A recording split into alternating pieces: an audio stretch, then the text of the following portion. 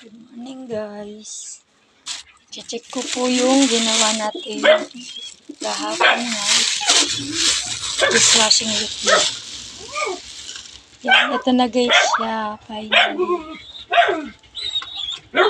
Wow! Nakita niyo ba yung texture niya? Guys.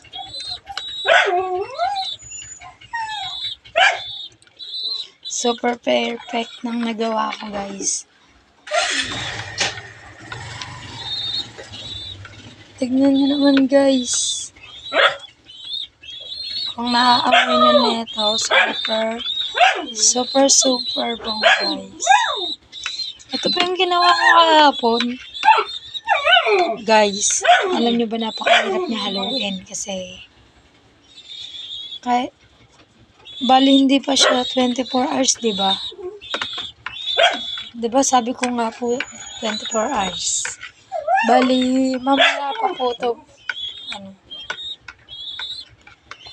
May buo-buo pa siya kasi hindi ko siya nahalo kahapon maayos. My God. Kasi nagmamadali ako papuntang palengke. Pero guys, alam nyo ba? Itong dishwashing na to. Pag nabenta mo to, malaking tulong siya.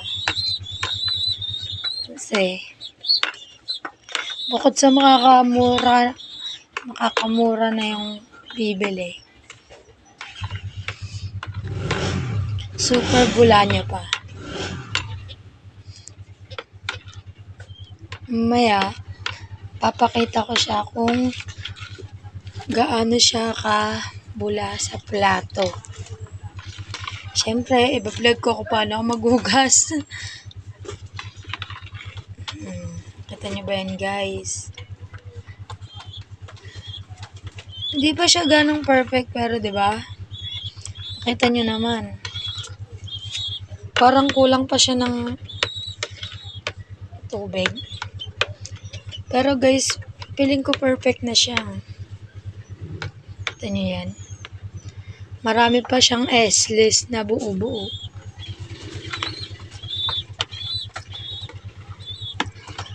Alam nyo guys, for me perfect na to kasi super lapot na kasi diba? Nakikita nyo ngayon na dishwashing liquid ay puro malabnaw yung gawa nila.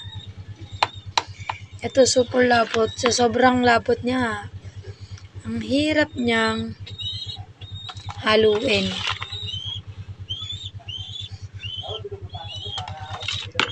Pero guys, ito, perfect na talaga ito.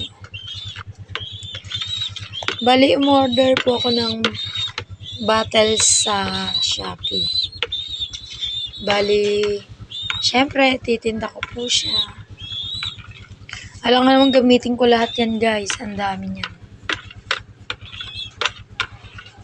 Thank you sa panonood.